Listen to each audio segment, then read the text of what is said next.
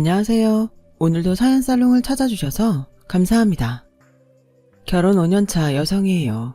지구상에서 가장 오래된 성문법이 함무라비 법전이래요. 우리에게도 잘 알려진 눈에는 눈, 이에는 이라는 내용이 실린 법전이요. 현대사회에서는 상상도 할 수 없는 잔혹한 법이지만 때로는 그런 법이 현재까지 존재했다면 악행을 저지르는 인간들에게 통쾌한 복수를 할 수 있을 거란 아쉬움도 있어요.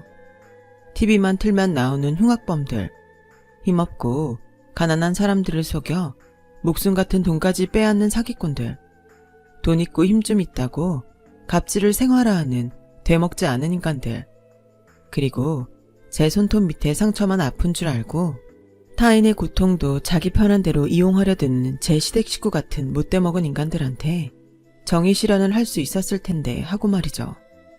사실 제가 처음부터 시댁 식구들한테 치를 떨었던 건 아니었어요. 여느 며느리들처럼 어떻게 하면 시댁 식구들과 잘 지낼 수 있을까 고민하고 친정 아빠한테도 못해드린 값비싼 선물도 하고 노력했었죠. 결국엔 그게 다 헛짓거리였단 걸 깨닫고 이렇게 변해버린 거예요. 해주면 해주는 대로 말이 많고 고마운 줄도 모르고 더 바라는 통에 이런 인간들한테 괜히 돈 쓰고 마음 쓸 필요 없겠다는 결론을 내린 거죠. 솔직히 최근 몇 달간은 그동안 내가 받은 고통을 어떻게 복수할까 그 궁리만 했던 것 같아요.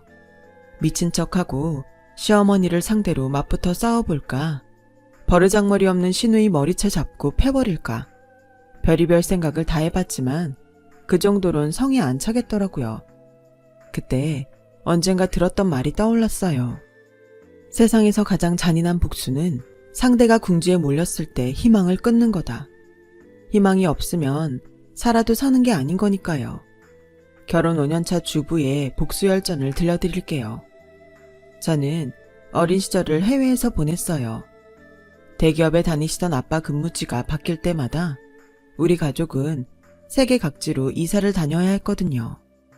덕분에 한국어를 비롯해 영어, 중국어, 스페인어까지 4개 국어를 능숙하게 구사할 수 있게 됐지만 반면에 제 유년기는 그리 행복하지 않았어요.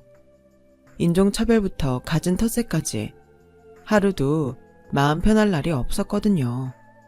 게다가 친구들과 정이 들만 하면 다른 나라로 떠나야 했기에 제대로 친구도 사귈 수 없었어요. 그래서 어릴 때부터 혼자 노는데 익숙했고 누군가에게 마음을 여는 게 익숙하지 않았어요. 그렇다 보니 성인이 되어 한국에 돌아와서도 사람 사귀는 게 그렇게 힘들 수가 없었어요.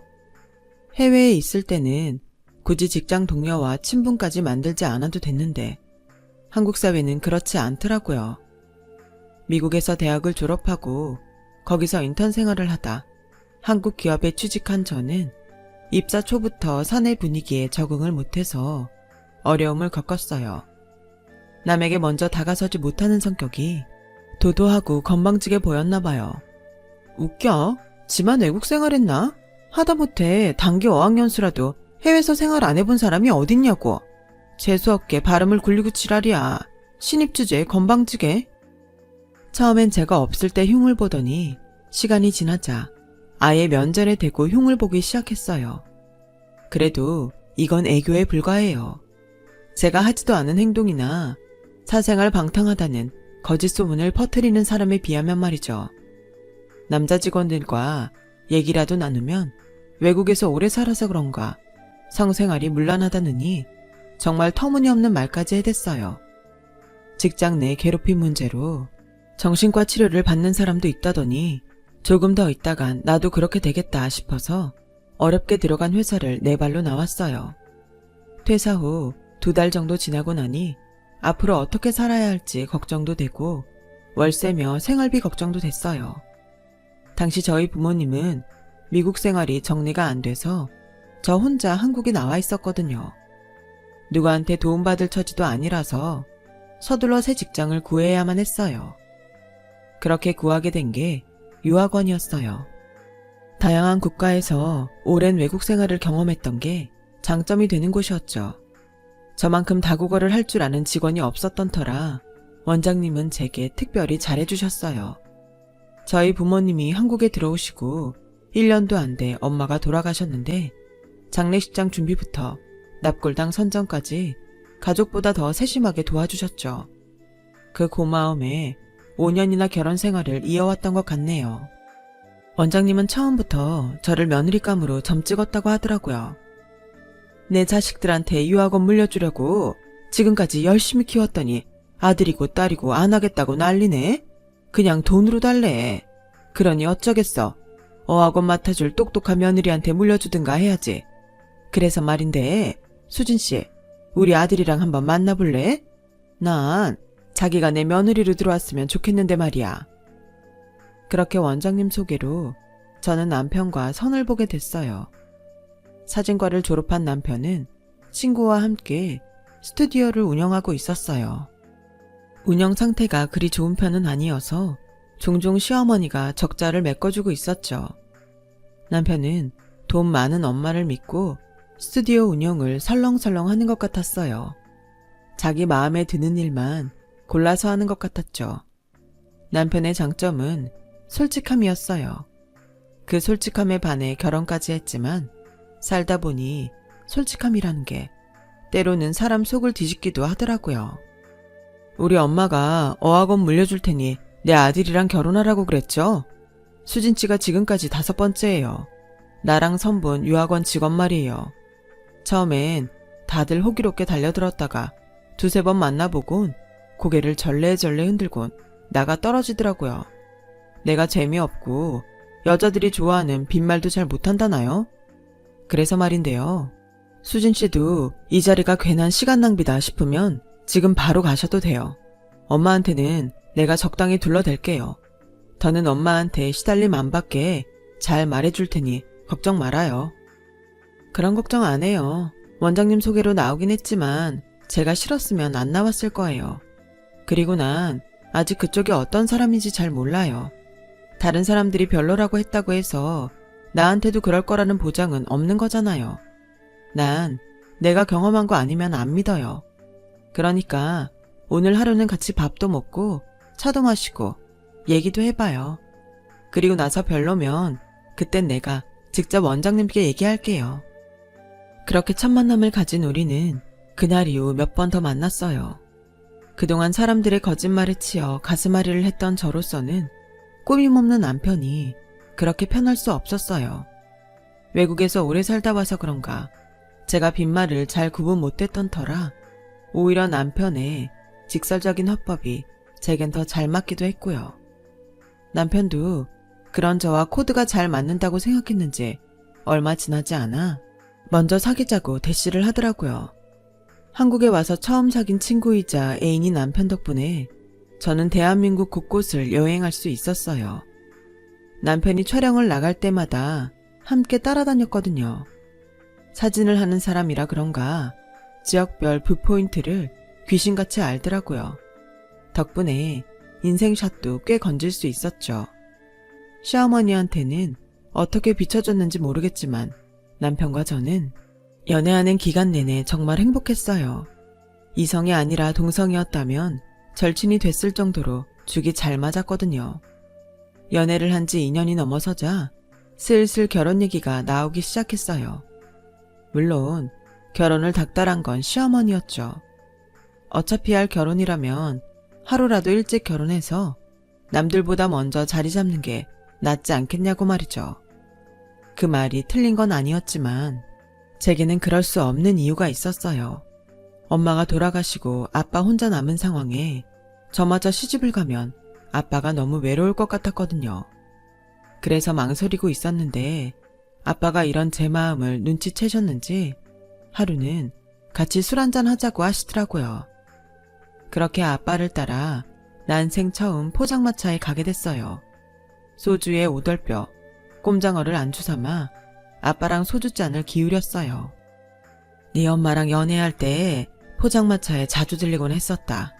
그땐 돈이 별로 없어서 우동 한 그릇 시켜놓곤 둘이서 한 젓가락씩 나눠 먹곤 했지. 그 맛이 아직도 잊혀지지가 않아. 네 엄마가 이렇게 일찍 갈 줄 알았다면 종종 같이 나올 걸 그랬어. 꼭 지나고 나서야 후회가 된다니까. 수진아, 아빤 네 엄마랑 살았던 추억만으로도 평생 행복할 것 같아.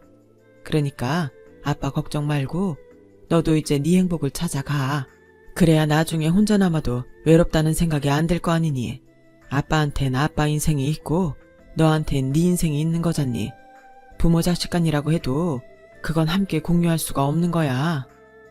그날 아빠 말에 대해 아빠에 대한 의무감이 사라진 건 아니었지만 그래도 조금은 안심이 됐어요. 비록 몸은 따로 살지만 가끔씩 아빠랑 밖에서 데이트도 할 수 있고 생일이나 명절에도 함께 할 수 있으니 완전한 이별은 아니라고 생각했거든요.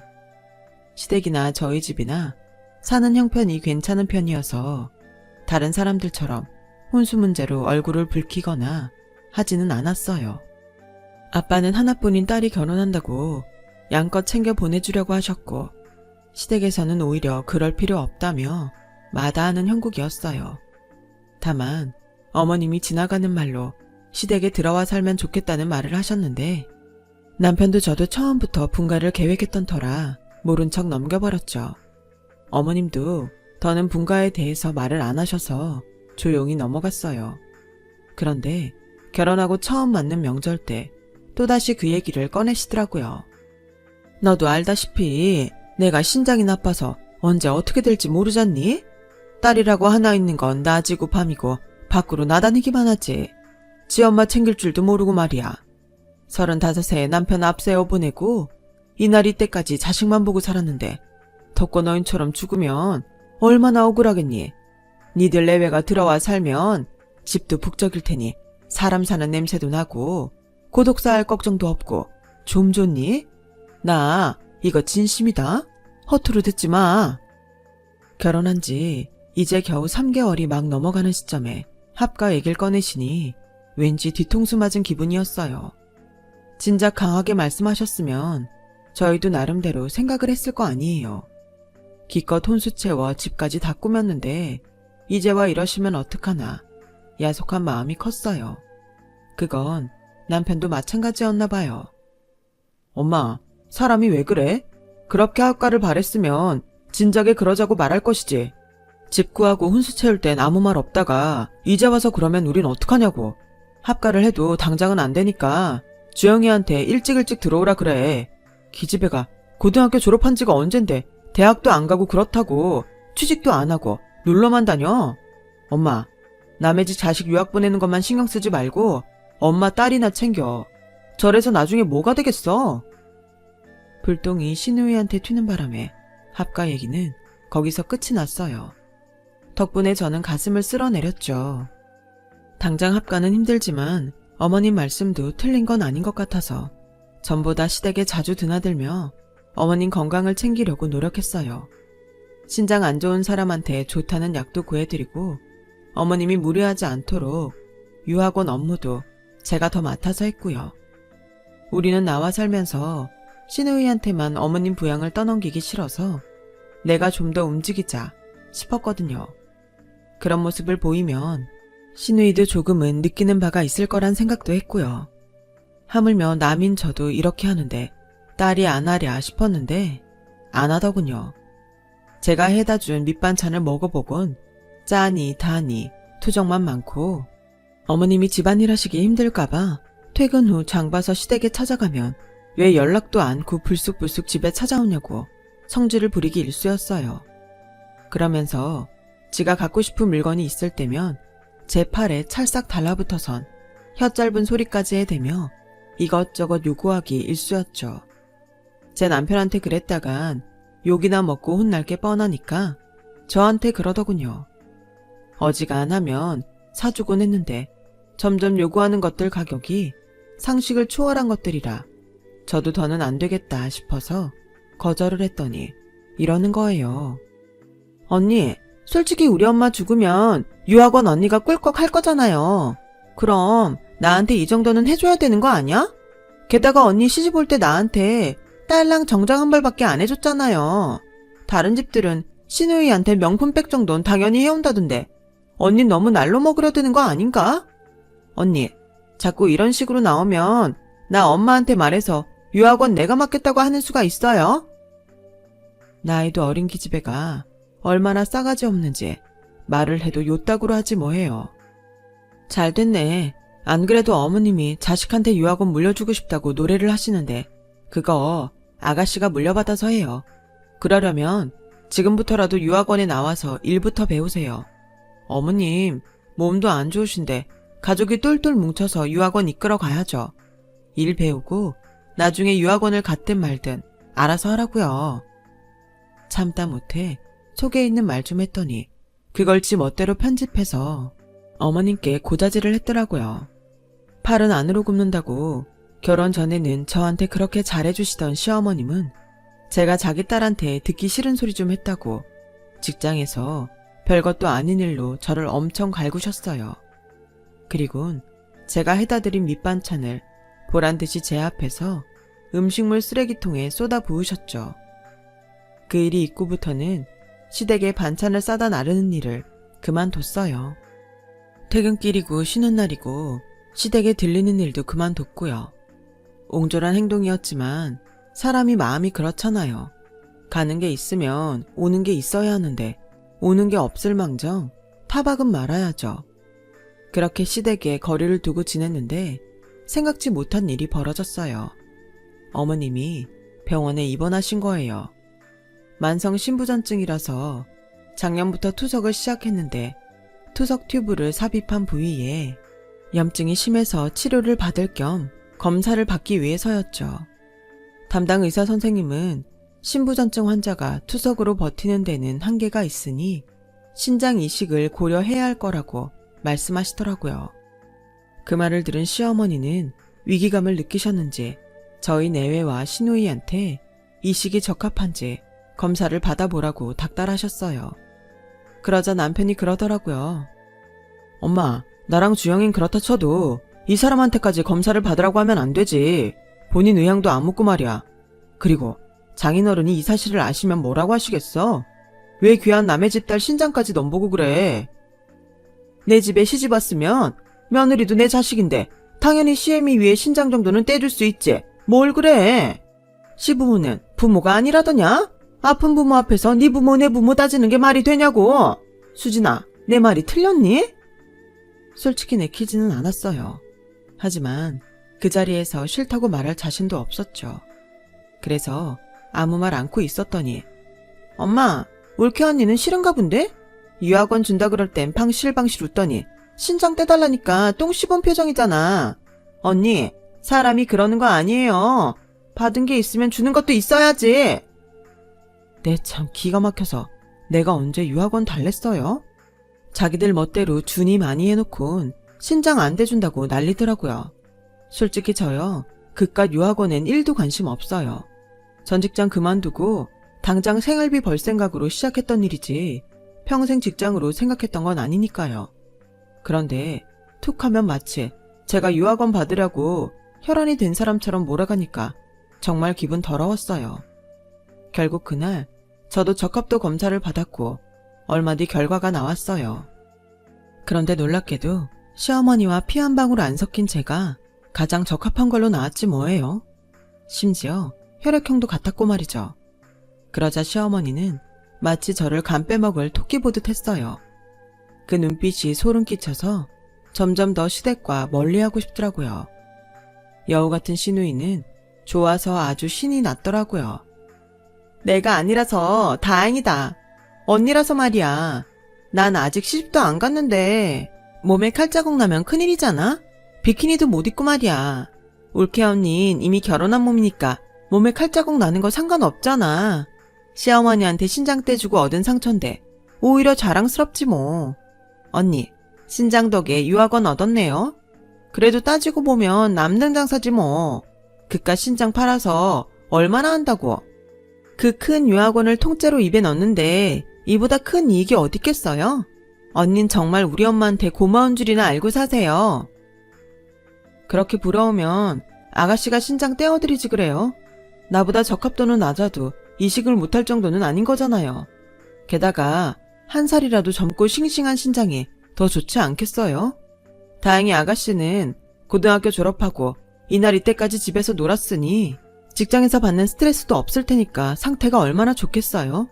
게다가 어머니 몸에서 태어났으니 이식수술 뒤에도 훨씬 안정적으로 안착될 테고, 그러고 보니 아가씨 신장이 제 거보다 훨씬 낫겠네요. 이참에 어머님 유학원도 아가씨가 가지면 괜히 힘들게 구직 활동할 필요도 없고 일석이조 아닌가요? 안 그래요, 어머님?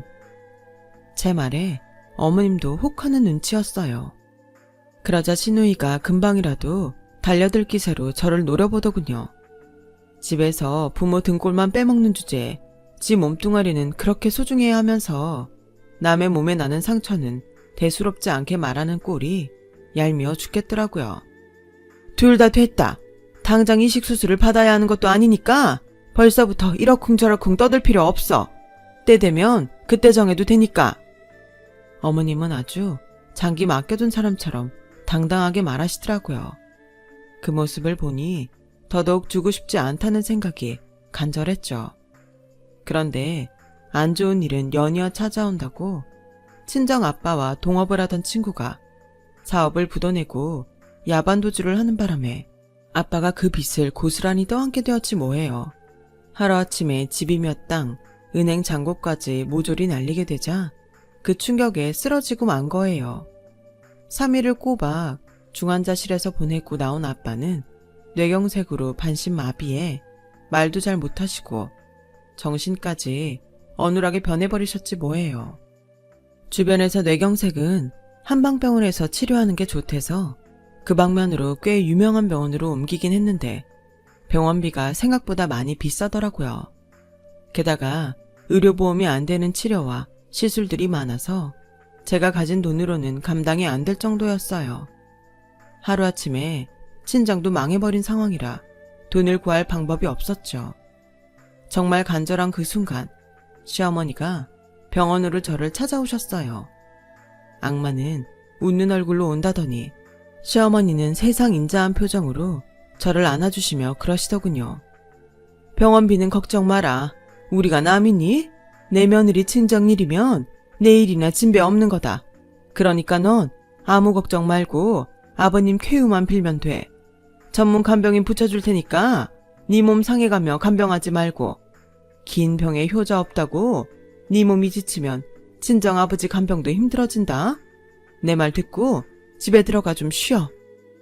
큰일을 당해보니 그래도 가족밖에 없다는 생각이 들 정도로 어머님은 저를 세심하게 챙겨주셨어요. 이런 어머님께 신장을 안 주겠다고 그 난리를 친 게 창피할 정도였죠. 몇 개월 뒤 다행히 아빠는 차도를 보여서 불편하나마 퇴원을 할 정도는 되셨어요. 빚잔치로 끝나버릴 줄 알았던 아빠 재산 중에 제 명의로 되어 있는 아파트가 남아있어서 그걸 팔아 저희 집 근처에 작은 평수의 아파트를 구했어요. 남은 돈으로는 시어머니가 내주신 아빠 병원비를 갚았고요. 다행히 정부에서 간병비 지원도 받고 복지센터에서 목욕 서비스도 해줘서 생각보다 안정적인 상황이 됐어요. 거기다 노노케어라고 노인이 노인을 돌봐주는 프로그램이 있어서 제가 퇴근할 때까지 안심하고 일도 할 수 있어서 다행이었죠. 아직 아빠 혼자 거동이 힘들긴 했지만 그래도 재활치료를 잘하면 조금은 차도가 있을 거란 말에 아빠도 기대를 가지고 열심히 재활치료를 했어요. 그렇게 2년 가까이 저는 회사와 친정, 저희 집을 오가며 힘겨운 나날을 보내고 있었어요. 어머니 말대로 긴 병에 효자 없다고 저도 점점 지쳐만 갔죠. 그 제 모습이 보기 딱했는지 남편이 차라리 저희 아빠를 모시고 사는 게 어떻겠냐고 하더라고요. 우리가 모시면 당신도 덜 힘들 거고 아버님도 덜 외로우실 것 같아. 엄마한테 내가 잘 말해둘 테니까 당신은 아버님께 말씀드려. 안 그래도 제가 아빠를 모시고 싶은 마음이 굴뚝 같았지만 염치가 없어서 말을 못 꺼냈던 건데 남편이 먼저 말을 꺼내주니 고마웠어요. 그래서 당장 아빠한테 달려가 말씀드렸더니 극구 사양하시지 뭐예요. 차라리 요양병원에 들어가시겠다고요.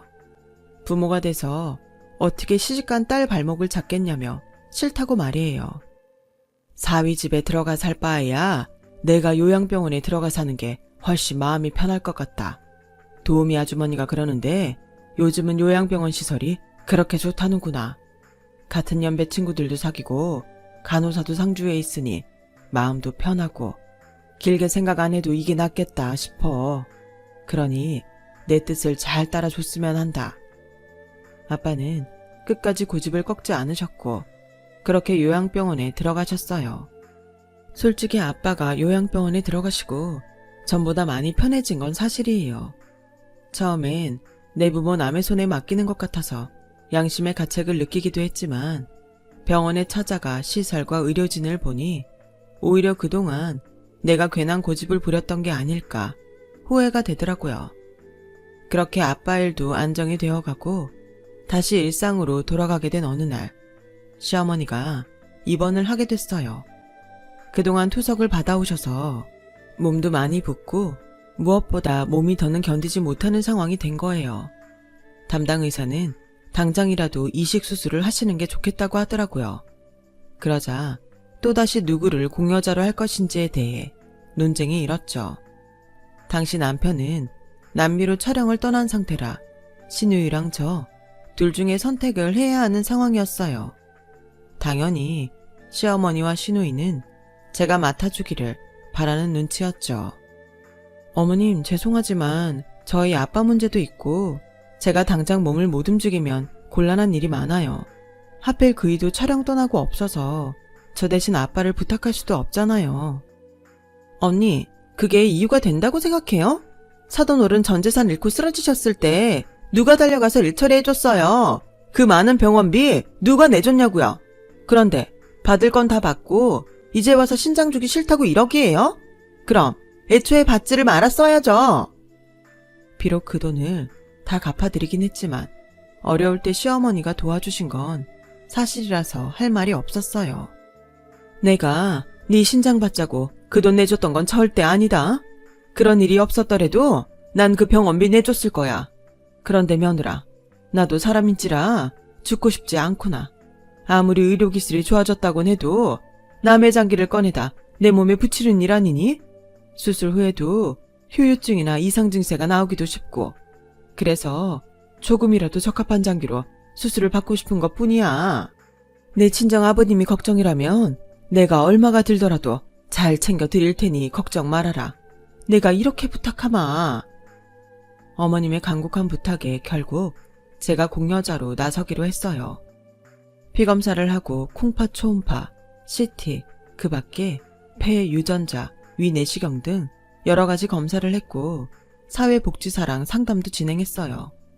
정말 자신의 의지에 따라 수술을 결정한 건지 확인하는 거였죠. 그리고 며칠 뒤 병원에 입원해서 항생제 알레르기 검사를 마친 뒤 베드에 실려 수술실로 들어가려는데 한 간호사가 급하게 달려와 제 손에 쪽지를 전해주지 뭐해요. 그 쪽지를 확인한 저는 당장 일어나 가방을 챙겨 병원을 빠져나갔어요. 뒤늦게 따라 나온 신우이가 뭐 하는 짓이냐고 소리를 질러댔지만 곧바로 택시를 타고 병원을 떠났죠. 그렇게 달려 아빠가 계신 요양병원에 도착한 저는 아빠의 임종을 지킬 수 있었어요. 이게 어떻게 된 일이냐고요? 수술실에 들어가기 전 간호사로부터 받은 쪽지엔 부친 위독이라고 적혀 있었어요. 제가 수술 전 검사를 받느라 휴대폰을 병실에 두고 갔는데 저희 아빠가 계신 요양병원에서 온 전화를 신우이가 받았던 모양이에요. 저희 아빠가 위독하시다고 오늘을 넘기기 힘들 거라고 했다는데 시어머니는 일단 자기 수술이 먼저니 저한테 말하지 말라고 했다더군요. 어차피 나이 들면 죽는 건 당연한데 산 사람 목숨이 중요하지. 다 죽어가는 노인네 목숨이 중해? 내 수술 끝날 때까지는 네 올케가 알지 못하게 휴대폰 숨겨라. 오늘 수술 못하면 쟤 마음 달라져서 신장 안 준다고 할지 몰라. 그러니까 입도 뻥끗하지 마. 시어머니한테 주사를 놓느라 함께 병실에 있던 간호사는 그 내용을 듣고 뭔가 잘못됐다는 걸 알았대요. 그래서 고민하다가 수술실에 들어가는 제 베드를 잡곤 제게 알려준 거였죠. 안 그래도 어머님 수술 때문에 급히 한국으로 돌아왔던 남편은 저희 아빠 장례식장으로 찾아왔어요. 그리곤 상복을 입고 상주 자리에 함께 서주었죠. 그런데 그날 밤 신우이가 장례식장에 찾아왔더라고요. 그래도 일말의 양심은 있어서 왔나 보다 했는데, 언니, 우리 엄마 수술실 들어갈 때만 기다리고 있는 거 몰라요? 죽은 사람은 죽은 거고 산 사람은 살아야죠. 막말로 사돈 어른은 이미 돌아가셨는데 장례 좀 미룬다고 큰일 나는 거 아니잖아요. 하지만 우리 엄만 달라요. 당장 수술해야 한다고요. 어차피 장례식에 올 사람도 없는데 장례 좀 당겨서 끝내고 빨리 병원으로 가자고요. 우리 엄마 살려야죠. 그 말에 옆에서 듣고 있던 남편이 신우이 뺨을 쳤어요. 네가 인간이냐? 이 사람 몇 시간 전에 아버지랑 이별했어.